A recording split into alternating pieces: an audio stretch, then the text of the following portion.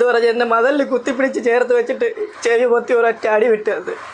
എന്നിട്ട് കൈ പടക്കി വെച്ചിട്ട് ഒരൊറ്റ ഇടി. ഇവരെ സെല്ലി കയറ്റി. സാറേ എന്നെ ഉപദ്രവിക്കല്ലേ സാറേ, എന്നെ അടിക്കല്ലേ എന്ന് ഞാൻ പറഞ്ഞ്. ഞാൻ ഉമ്മൻചാണ്ടി സാറിൻ്റെ മകളെ ഡ്രൈവറായിട്ടൊക്കെ പോകുന്നതാണ്. ഇവരെ സെല്ലിൽ കയറ്റി ഇടിച്ച് അവനെ റെഡിയാക്കി അവനെ നൂന്ന് നടക്കാത്ത രീതിയിലാക്കിയിട്ട് വിട്ടാൽ മതി. മംഗലാപുരം പോലീസ് സ്റ്റേഷനിലെ ഒരു പോലീസുകാരൻ ഒരു പാവപ്പെട്ട ഡ്രൈവറോട് ചെയ്ത ക്രൂരത നിങ്ങൾക്കറിയണ്ടേ? നിങ്ങൾ അറിയണം. കാരണം ഇത് നാളെ നിങ്ങൾക്കോ എനിക്കോ ഒക്കെ സംഭവിച്ചേക്കാം. ഒരു പാവം പയ്യൻ, അവൻ ഓടിച്ചിരുന്ന വണ്ടി അവൻ്റെ മുമ്പിൽ പൊക്കോണ്ടിരുന്ന വണ്ടിയിലൊന്ന് തട്ടി. അതിൻ്റെ പേരും പറഞ്ഞ് അവനെ പോലീസുകാർ ചെറുതൊന്നും അല്ല ദ്രോഹിച്ചത്. ഇതൊന്ന് കണ്ടേ നിങ്ങൾ, എന്നിട്ട് ഞാൻ ബാക്കി കാര്യങ്ങൾ സംസാരിക്കാം. പിന്നെ ഡീറ്റെയിലേക്ക് പോകുന്നതിന് മുമ്പ് ഒരു കാര്യം കൂടെ പറഞ്ഞോട്ടെ. എൻ്റെ വീഡിയോ ആദ്യമായിട്ട് കാണുന്ന ഒരാളാണെങ്കിൽ പറ്റുമെങ്കിൽ ചാനലൊന്ന് സബ്സ്ക്രൈബ് ഒക്കെ ചെയ്യുക. ഇനി ഡീറ്റെയിൽ ആയിട്ടുള്ള വീഡിയോയിലേക്ക്. സാറേ, ഞാനൊരു കല്യാണ ഓട്ടം പോയതായിരുന്നു. പോയി തിരിച്ച് ആറ്റിങ്ങൽ സൈഡിൽ നിന്ന് ചാതാകര സൈഡിൽ കണിയാവര സൈഡിലേക്ക് വരായിരുന്നു. മംഗലാപുരം ജംഗ്ഷൻ എത്തുന്നതിന് തൊട്ട് മുമ്പായിട്ട് എൻ്റെ വണ്ടിയുടെ ബ്രേക്ക് ഫ്ലൂയിഡ് പൈപ്പ് പൊട്ടിപ്പോയി. പെട്ടെന്ന് വണ്ടി ബ്ലോക്കിൽ നിൽക്കുകയായിരുന്നു. പെട്ടെന്ന് ബ്രേക്ക് ഫെയിലിയറായി മറ്റേ വണ്ടി ഫ്രണ്ടിൽ പോയിരുന്ന കാറിൽ പോയി തട്ടുകയായിരുന്നു ചെയ്തത്. അങ്ങനെ വണ്ടിയിൽ നിന്ന് ഇറങ്ങി ഞാൻ പോയി അങ്ങോട്ട് അവരെ വണ്ടിയിൽ പോയി നോക്കിക്കൊണ്ട് നിൽക്കുന്ന സമയം തന്നെ ആ കാറിൽ നിന്ന് ഒരാൾ ഇറങ്ങി വന്ന് എൻ്റെ മുതുകിൽ ഒരു അടി അടിച്ച് വിട്ടു വന്നു. ഞാൻ അങ്ങനെ തിരിച്ച് ആൾക്കാർ നോക്കിയപ്പോൾ എൻ്റെ വണ്ടിയിലിരുന്ന ആൾക്കാരും അവിടെ നിന്ന് നാട്ടുകാരൊക്കെ അവിടെ നിന്ന് മോനെ നീ അങ്ങോട്ട് മാറിയില്ല, അവർ നിന്നെ ഉപദ്രവിക്കുകയല്ലേ എന്ന് പറഞ്ഞ് എന്നെ അവിടെ നിന്ന് മാറ്റി നിർത്തി. അപ്പോൾ വണ്ടി ഓടിക്കുന്ന ആളുകൾക്കറിയാം, പ്രത്യേകിച്ച് കാർ ഓടിക്കുന്നവർക്ക് മനസ്സിലാവും. നമ്മൾ വണ്ടി ഓടിച്ചുകൊണ്ടിരിക്കുമ്പോൾ ചിലപ്പോൾ നമ്മുടെ സ്വന്തം തെറ്റായിരിക്കില്ല, നമ്മൾ ഉറങ്ങിപ്പോയതോ ഇല്ലെങ്കിൽ നമ്മൾ നമ്മുടെ അപ്പുറം ഇരിക്കുന്ന ആളോട് സംസാരിച്ചിട്ടോ ഒന്നും ആവില്ല. വണ്ടിയുടെ എന്തെങ്കിലും ഇതുപോലെ ബ്രേക്ക് ഒന്ന് പോയി ചിലപ്പോൾ ഫ്രണ്ടിലുള്ള വണ്ടിയെ ചെന്ന് ഇടിക്കും. നമ്മൾ മനഃപൂർവ്വം കൊണ്ട് ഇടിപ്പിക്കുന്നതല്ല. ഈ പയ്യനിപ്പോൾ മനഃപൂർവ്വം ചെയ്തൊന്നും അല്ല. ഫ്രണ്ടിലുള്ള വണ്ടിയെ പോയി തട്ടി. അവൻ അവൻ്റെ വണ്ടി എടുത്ത് അവൻ ഓടിപ്പോയൊന്നുമില്ല. അവൻ അവിടുന്ന് ചവിട്ടി വിട്ട് പോയൊന്നുമില്ല. അവൻ പുറത്തിറങ്ങി അവൻ ഫ്രണ്ടിലുള്ള വണ്ടിയെ പോയി നോക്കിയപ്പോഴത്തേക്ക് ആ വണ്ടിയിൽ നിന്ന് ഒരാൾ ഇറങ്ങി ആദ്യമേ ഇവൻ്റെ പുറത്തിനിട്ട് അടിച്ചു. അത് തെണ്ടിത്തരം. ആ ചെയ്തത് തന്നെ മോശം. കാരണം എന്തിനവനെ തല്ലണം? അവൻ മനഃപൂർവ്വം കൊണ്ട് ഇടിച്ചതല്ലല്ലോ. അവൻ വണ്ടിയും കൊണ്ട് ഓടിപ്പോയോ ഇല്ല. അവൻ ചവിട്ടി കയറി അവൻ്റെ വണ്ടി എടുത്തുകൊണ്ട് പോയോ ഇല്ല. അവൻ ഇറങ്ങി വന്ന് നോക്കി, അവൻ ആ മാന്യത കാണിച്ചു. അല്ലാതെ അവൻ അവിടുന്ന് ചവിട്ടി എടുത്തുകൊണ്ട് പോയിരുന്നെങ്കിൽ അവനെ പിടിച്ച് വേണമെങ്കിൽ ചേസ് ചെയ്ത് അല്ലെങ്കിൽ വേറെ ആരെ കൊണ്ടെങ്കിലും വിളിച്ച് പറയിപ്പിച്ച് പിടിപ്പിച്ച് രണ്ടെണ്ണം കൊടുക്കാം, ഓക്കെ. പക്ഷെ ഇതൊന്നും ചെയ്യാത്ത ആ പാവം പയ്യൻ അവൻ പുറത്തിറങ്ങി നിങ്ങളെ നോക്കാൻ വന്നതാണ് അവൻ ചെയ്ത തെറ്റ്. അതിനവനെ ആദ്യമേ അവിടെ വെച്ച് ഒരെണ്ണം കിട്ടി. അത് പോട്ടേത് വെക്കാം. ഇവിടം കൊണ്ടൊന്നും തീർന്നില്ല, കഥ ഇവിടെ തുടങ്ങിയിട്ടില്ല. ബാക്കി നിങ്ങൾ കേക്ക്. മാറ്റി നിർത്തി ഞാൻ അവിടെ നിന്നിട്ട് കൺട്രോൾ റൂമിൽ ഞാൻ വിളിച്ച് ഇതിനിടയ്ക്ക് മംഗലാപുരം ജംഗ്ഷന് തൊട്ട് മുമ്പായിട്ട് ഒരു ആക്സിഡൻറ്റ് സംഭവിച്ചിട്ടുണ്ട്, ഇവിടെ ഒന്ന് വരാൻ വേണ്ടി പറഞ്ഞു. അങ്ങനെ ആ കൺട്രോൾ റൂമിൽ നിന്ന് പോലീസ് സ്റ്റേഷനിൽ അറിയിച്ച്, മംഗലാപുരം സ്റ്റേഷനിൽ അറിയിച്ച് അവിടെ നിന്ന് പോലീസുകാർ വന്ന് ഞാൻ വിളിച്ച് വരുത്തിയതാണ് പോലീസിനെ. എന്നിട്ട് അവിടെ നിന്ന് അവരുടെ അടുത്ത് പറഞ്ഞു നിങ്ങൾ കാറിൽ വാ. എന്നെ പോലീസ് ജീപ്പിൽ ബാക്ക് സൈഡിൽ കയറ്റിയിരുത്തി എന്നെ സ്റ്റേഷനിലോട്ട് കൊണ്ടുപോയി. അവരെൻ്റെ അടുത്ത് ചോദിക്കണം സാറേ 30,000 രൂപ 25,000 രൂപയൊക്കെ ചോദിക്കണം. ഞാൻ പറഞ്ഞു സാറേ എൻ്റെ കയ്യിൽ ഇത്രയും പൈസയൊന്നും എൻ്റെ കയ്യിൽ എടുക്കാനില്ല, ഞാനിത് എന്താ ചെയ്യുക, ഞാനത് കൂലിക്ക് ഓടുന്നതാണ്, ഞാൻ ഡ്രൈവറായിട്ട് മാത്രം പോകുന്നതാണ്, എൻ്റെ സ്വന്തം വണ്ടി പോലും അല്ലാതെ ഞാൻ പറഞ്ഞു. ഓക്കെ, അതൊക്കെ ഇനി അവൻ പറയുന്നത് ഞാൻ നിങ്ങളെ കേൾപ്പിക്കാം. അതിന് മുമ്പ് എനിക്ക് ചോദിക്കാനുള്ളത്, അവൻ തന്നെയാണ് പോലീസുകാരെ വിളിച്ചത്. കൺട്രോൾ റൂമിൽ വിളിച്ചു, കൺട്രോൾ റൂമിൽ നിന്ന് പോലീസുകാർ വന്നതൊക്കെ ഓക്കെ. വന്ന സമയത്ത് ഈ പോലീസുകാർ അവിടെ ആരെങ്കിലുമൊക്കെ നാട്ടുകാർ കാണുമല്ലോ, അവരോടൊന്ന് ചോദിക്കാമായിരുന്നല്ലോ എന്താണ് ശരിക്കും സംഭവിച്ചതെന്നുള്ളത്. അങ്ങനെയായിരുന്നെങ്കിൽ ചിലപ്പോൾ അവരാരെങ്കിലും പറഞ്ഞേനെ ഈ പയ്യനെ മറ്റേ വണ്ടിയിൽ നിന്ന് ആളിറങ്ങി തല്ലി എന്നുള്ള കാര്യം. അങ്ങനെ ആ പയ്യനെ തല്ലിയിട്ടുണ്ടെങ്കിൽ ആ തല്ലിയവനെതിരെ ആദ്യമേ എന്തെങ്കിലും ഒരു പരിപാടി ചെയ്യണ്ടേ? അല്ല, അത് വേണ്ടേ? അല്ലാതെ ഈ പയ്യനെ മാത്രം എടുത്തങ്ങോട്ട് കൊണ്ടുപോയാൽ മതിയോ? ജീപ്പിൻ്റെ പുറകെ കയറ്റിയിരുത്തിയും കൊണ്ടുപോയാൽ മതിയോ? അവനെ തല്ലിയവനെയും കൂടെ എന്തിനവനെ തല്ലി? എന്ത് കാര്യത്തിന്? അവൻ മനഃപൂർവ്വം കൊണ്ട് ഇടിച്ചതാണോ? അങ്ങനെ മനഃപൂർവ്വം കൊണ്ട് ഇടിച്ചതാണെങ്കിൽ ഓക്കെ. ഇതല്ല എന്ന് ആ പയ്യൻ പറയുന്നതാ. അവിടെ കൂടി നിന്ന ആളുകളും അവനെ സപ്പോർട്ട് ചെയ്തു എന്ന് പറയുന്നുണ്ട്. അവിടെ നിന്ന ആളുകളോട് ചോദിക്കായിരുന്നു പോലീസുകാർക്ക്, എന്തുകൊണ്ട് അതൊന്നും ചെയ്യാതെ അവനെ മാത്രം ജീപ്പിൻ്റെ പുറകിൽ? ഓക്കെ, അതൊക്കെ ആയിക്കോട്ടെ, ബാക്കി കേക്ക്. അവർ പറഞ്ഞ ഒരു വണ്ടി കൊണ്ടുവച്ച് ഇങ്ങനെ ഇടിച്ചു തന്നിട്ട്, സാറേ ഞാൻ മനഃപൂർവ്വം ഇടിച്ചതല്ല, പെട്ടെന്ന് ബ്രേക്ക് ഫെയിലിയറായി അങ്ങനെ സംഭവിച്ചാണ്, ആരും മനഃപൂർവ്വം തട്ടൂലല്ലേ സാറേ എന്നിങ്ങനെ ചോദിച്ച് പുറത്ത് വെച്ച് ഇത് സംസാരിച്ച് ഡീലാക്കാൻ സാറ് അവിടുത്തെ SI എൻ്റെ അടുത്ത് പറഞ്ഞ്, അഡീഷണൽ SI പറഞ്ഞ് അവരെന്ന് എൻ്റെ അടുത്ത് പൈസ ആവശ്യപ്പെട്ട് അവർക്ക് കൊടുക്കാൻ വേണ്ടിയിട്ട് 30,000 രൂപ അവർ ചോദിക്കുന്നത്. അത് കൊടുത്ത് നീ ഒത്തീർപ്പാക്കിപ്പോൾ, അല്ലെന്നുണ്ടെങ്കിൽ നിന്നെ അവർ വേറെ കേസിലൊക്കെ, അവരെ പെൺകുട്ടികളും ഒരു സ്ത്രീയൊക്കെ ഉണ്ട്, അവരെ വേറെ കേസിലൊക്കെ ആക്കി നിന്നെ ഉള്ളിലാക്കി കളയും. അല്ല, അതെന്ത് വർത്താനം? എനിക്ക് മനസ്സിലായില്ല. അവനെന്താ ആ വണ്ടിയിലുള്ള ആരെങ്കിലും കയറി പിടിക്കാൻ ചെന്നോ? അല്ല പോലീസുകാർ അങ്ങനെ ഒരു വർത്താനം പറയണമെങ്കിൽ അല്ല എനിക്ക് അറിയാൻ പാടില്ല എന്ന് ചോദിക്കുക. വേറെ എന്ത് കേസിൽ അവനെ പെടുത്തണ്ടേ? ആ വണ്ടിയിൽ സ്ത്രീകളുണ്ടെന്നും പറഞ്ഞ് അല്ല അങ്ങനെ ഒരു കള്ളക്കേസ് ആ വണ്ടിയിലുള്ളവർ കൊടുത്തു കഴിഞ്ഞാൽ ഉടനെ പോലീസുകാർ ഒന്നും അന്വേഷിക്കാതെ ഇവനെ പിടിച്ചങ്ങ് ജയിലിൽ ഇടുവോ? അല്ല അറിയാൻ പാടില്ലേ?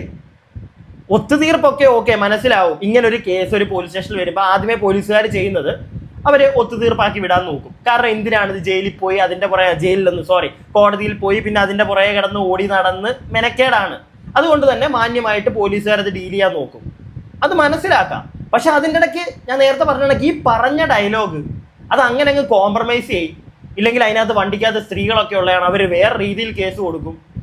അങ്ങനെ വേറെ രീതിയിലേക്ക് അവരത് മാറ്റുവാണെങ്കിൽ, വഴിതെച്ച് വിടുവാണെങ്കിൽ അതിന്റെ സത്യം എന്താണെന്ന് കണ്ടെത്തി അവന് നീതി മേടിച്ച് കൊടുക്കേണ്ടതല്ല ഇവിടുത്തെ പോലീസുകാർ. അല്ലാതെ ഇത് ഇങ്ങനെ വഴിതിരിച്ചു വിടും, അതുകൊണ്ട് നീ പെട്ടെന്ന് ഡീൽ ചെയ്ത് വിട് എന്ന് പറയുന്നത് അത്ര നല്ലൊരു പരിപാടിയാണോ? അല്ല എനിക്ക് അറിയാൻ പാടില്ല എന്ന് ചോദിക്കുക. ബാക്കി കേക്ക്. ഞാൻ പറയും സാറേ, ഞാൻ എൻ്റെ കയ്യിൽ ഇപ്പോൾ ഒന്നുമില്ല. അവർ പറഞ്ഞ് ഒരു 10,000 രൂപയിൽ കൊണ്ട് എത്തിച്ച് ഞാൻ പറഞ്ഞ ഒരു 5,000 രൂപ സാറേ ഞാൻ ഇപ്പം കൊടുക്കാം, ബാക്കി 5,000 രൂപ വണ്ടി ഇവിടെ കിടക്കട്ടെ, ഞാൻ വണ്ടി എടുക്കാൻ വരുന്ന സമയത്ത് കൊടുക്കാമെന്ന് പറഞ്ഞ്. അവർക്ക് അതിലും പറ്റൂല, ശരിയാവില്ല എന്ന് പറഞ്ഞ് സാറേ എന്നെ SI സാറിൻ്റെ റൂമിലോട്ട് വിളിപ്പിച്ച് ഞാനിത് പറഞ്ഞ് ഒത്തീർപ്പാക്കി തരാം, അവർക്ക് അവരെ വണ്ടി കൊണ്ടുപോകാം, നിനക്ക് നിൻ്റെ വണ്ടി കൊണ്ട് പോകാമെന്ന് പറഞ്ഞ് SI സാറിൻ്റെ റൂമിലോട്ട് വിളിച്ച്. എന്നിട്ട് പിന്നെ അവരെയും വിളിച്ചിട്ട് SI സാറ് ഇവരടുത്ത് പറയാണ്, ഇവരിപ്പം പറയണേന്ന് പറഞ്ഞാൽ അവൻ്റെ കയ്യിൽ പൈസയൊന്നുമില്ല, അവൻ കൂലി ഡ്രൈവറാണ്, അവൻ്റെ വണ്ടിയൊന്നുമില്ല, അവൻ അന്നെന്നുള്ള ഇതിന് വേണ്ടിയിട്ട് ഓടുന്നതാണ്, നിങ്ങൾ എന്തെങ്കിലും ഇതാക്കണമെന്ന് പറഞ്ഞിട്ട് അവർ പറഞ്ഞു അത് സാറേ അതൊന്നും നടക്കൂല, ഇത്രയും പരിക്കുണ്ട്, വണ്ടിക്ക് നല്ല ഡാമേജ് ഉണ്ട്, അത് ശരിയാക്കിയാലേ പറ്റൂ ഇത് പറഞ്ഞ് എന്നെ മതലിൽ കുത്തിപ്പിടിച്ച് ചേർത്ത് വെച്ചിട്ട് ചെവി പൊത്തി ഒരൊറ്റ അടി വിട്ടത്. എന്നിട്ട് കൈ പടക്കി വെച്ചിട്ട് ഒരൊറ്റ ഇടി. ഇവരെ സെല്ലിൽ കയറ്റി. സാറേ എന്നെ ഉപദ്രവിക്കല്ലേ സാറേ, എന്നെ അടിക്കല്ലേ എന്ന് ഞാൻ പറഞ്ഞു. ഞാൻ ഉമ്മൻചാണ്ടി സാറിൻ്റെ മകളെ ഡ്രൈവറായിട്ടൊക്കെ പോകുന്നതാണ്. ഇവരെ സെല്ലിൽ കയറ്റി ഇടിച്ച് അവനെ റെഡിയാക്കി അവനെ നൂന്ന് നടക്കാത്ത രീതിയിലാക്കിയിട്ട് വിട്ടാൽ മതി. ഇത് കണ്ടതോടെ അവിടെ നിന്ന് കാറുകാരെ പറഞ്ഞ് സാറേ ഞങ്ങൾക്ക് പരാതിയോ കാര്യങ്ങളൊന്നുമില്ല, കൂടെ നിന്ന് ആ ഒരു അമ്മ ഉണ്ടായിരുന്നു, ആ അമ്മ തന്നെ കരഞ്ഞു പോയി എന്നെ അടിക്കുന്ന ആ ഒരു ഇത് കണ്ടിട്ട്. സാറേ ഞങ്ങൾക്ക് പരാതിയോ കാര്യങ്ങളൊന്നുമില്ല, ഞങ്ങളെ വണ്ടി ഞങ്ങൾ ശരിയാക്കിക്കോളാം, ഞങ്ങൾക്ക് കേസോ കാര്യമൊന്നുമില്ലെന്ന് പറഞ്ഞാൽ അവർ തടി തപ്പി. എന്നിട്ടും അവരെന്നെ വിട്ടില്ല. എന്നെ പിടിച്ച് ആ സെല്ലിൻ്റെ അവിടെ പിടിച്ചിട്ടിരുന്ന് SI സാറ് നീ അവിടെ നിന്നെ ഞാൻ ശരിയാക്കി തരാം, നിന്നെ വണ്ടി ഇവിടെ ഒന്ന് റെഡിയാക്കി കൊണ്ടുവരണം, അല്ലെങ്കിൽ ക്രൈം സർവീസിൽ വല്ലതും കെട്ടി വലിച്ച് ഇവിടെ കൊണ്ടുവന്നിട്ടല്ലാണ്ട് നിന്നെ ഒന്ന് ആലോചിച്ച് നോക്കിയേ നിങ്ങൾ. ആ വീട്ടുകാർ അവിടെ നിന്ന് തടി തപ്പി. അവർക്ക് കണ്ടപ്പോഴേ നിങ്ങൾ ഈ ഒരു പോർഷൻ നിങ്ങൾ കേട്ടപ്പോൾ നിങ്ങൾക്ക് ഡൗട്ട് വന്നോന്നറിയില്ല. ഞാൻ ഈ ഒരു ഭാഗം ആദ്യമേ കേട്ടപ്പോഴത്തേക്ക് സത്യം പറഞ്ഞാൽ ലിറ്ററലി ഒന്ന് സ്തംഭിച്ചു പോയൊരു നിമിഷം. അതായത് മനസ്സിലായില്ല പെട്ടെന്ന് ഇവൻ പറയുന്നത് കേട്ടപ്പോൾ. ഞാൻ വിചാരിച്ചു ഈ വണ്ടിക്കകത്ത്, അതായത് ഇവൻ ഏത് കാറിലാണോ കൊണ്ടിടിച്ചത് ആ കാറിനകത്തുണ്ടായിരുന്ന ആരോ പോലീസ് സ്റ്റേഷനിൽ വെച്ച് ഇവന്റെ ചെവി ഇങ്ങനെ ഈ ഒരു ഭാഗം ഇങ്ങനെ പിടിച്ച് ഇടിച്ചതാണെന്നാണ് ഞാൻ വിചാരിച്ചത് ഫസ്റ്റ് ഇവൻ പറയുന്നത് കേട്ടപ്പോൾ. ലിറ്ററലി കുറച്ച് കൺഫ്യൂസിങ് ആയിരുന്നു. പക്ഷെ അത് കഴിഞ്ഞ് ഇവൻ ബാക്കി പറയുമ്പോഴാണ് എനിക്ക് കാര്യം ക്ലിയർ ആയത്. അതായത് ആ വീട്ടുകാർ ആ കാറിനകത്തുണ്ടായിരുന്നവർ ഇവൻ ആരുടെ വണ്ടിയിലാണോ ഇടിച്ചത് അവരിത് കണ്ടുടനെ ഇറങ്ങിപ്പോയി. അതായത് അവിടെ നിന്ന് ഏതോ ഒരു പോലീസുകാരനാണ് ഇവരോട് ഞാനത് ആരാണ് എന്താണ് ഞാൻ വിശദീകരിക്കുന്നില്ല, അവിടെ നിന്നൊരു പോലീസുകാരൻ, ആ സ്റ്റേഷനിലുള്ള മാന്യ വ്യക്തി, അവൻ ഈ വ്യക്തിയെ, ഈ ഒരു പാവം പയ്യനെ ചെവി അങ്ങോട്ട് ചേർത്ത് പിടിച്ച് അങ്ങോട്ട് കോണയെന്നും പറഞ്ഞ് കൊടുക്കുകയും ചെയ്തു. സെല്ലിനകത്തോട്ട് വലിച്ചിട്ടിട്ട് തീർപ്പാക്കിക്കോളാൻ. ഒന്ന് ആലോചിച്ചേ നിങ്ങൾ. അവൻ്റെ കയ്യിൽ കാശില്ല.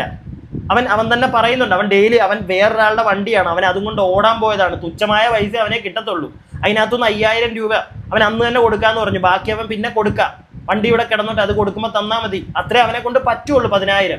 പക്ഷേ വേറൊരു കാര്യം നമ്മൾ ഇവിടെ ആലോചിക്കേണ്ടത് എന്താണെന്ന് വെച്ച് കഴിഞ്ഞാൽ, ഇവൻ ആരുടെ വണ്ടിയിലാണോ പോയി തട്ടിയത് ആ വണ്ടിക്ക് നല്ല പരിക്ക് കാണും. ചിലപ്പോൾ ഈ 10,000 രൂപയിലൊന്നും തീരത്തില്ല, 40,000 രൂപയുടെ പണി കാണും. അവരതുകൊണ്ടാണ്, ആ ഒരു കുടുംബം ആദ്യമേ അതുകൊണ്ടാണ് അംഗീകരിക്കാൻ പറ്റത്തില്ല എന്ന് പറഞ്ഞ് നിന്ന് നമുക്ക് മനസ്സിലാവും. അവരുടെ സ്ഥാനത്തു നിന്ന് നമ്മൾ ആലോചിക്കണം.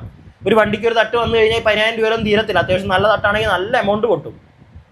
അവരുടെ സൈഡിൽ നിന്ന് നമുക്ക് മനസ്സിലാക്കാം.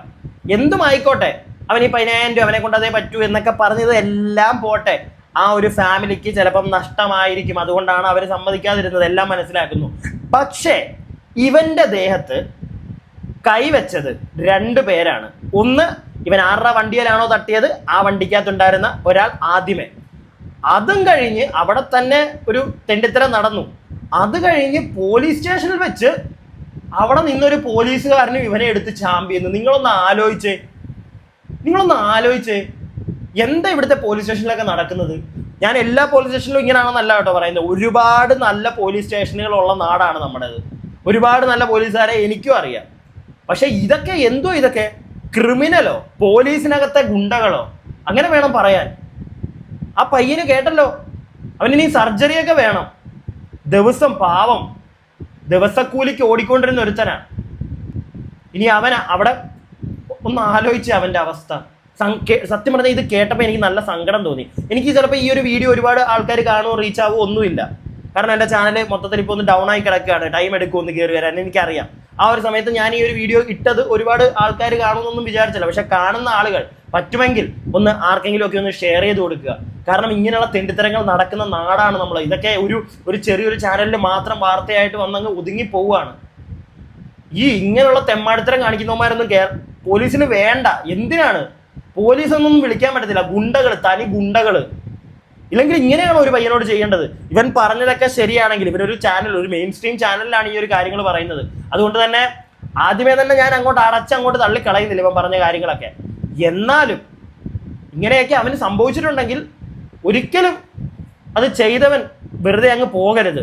അത് എത്ര വലിയ പോലീസുകാരനാണെങ്കിലും. ഞാനത് എൻ്റെ അഭിപ്രായമാണ് പറയുന്നത്. നിങ്ങളുടെ അഭിപ്രായങ്ങൾ താഴെ കമൻറ്റ് ബോക്സിൽ എന്തായാലും പറയുക. വീഡിയോ ഇഷ്ടപ്പെട്ടാൽ ലൈക്ക് ചെയ്യുക. സബ്സ്ക്രൈബ് ചെയ്യാതെ കാണുന്ന ആളുകൾ പറ്റുമെങ്കിൽ ഒന്ന് സബ്സ്ക്രൈബ് ഒക്കെ ചെയ്യുക. അടുത്ത വീഡിയോയ്ക്കായി stay tuned and stay weird.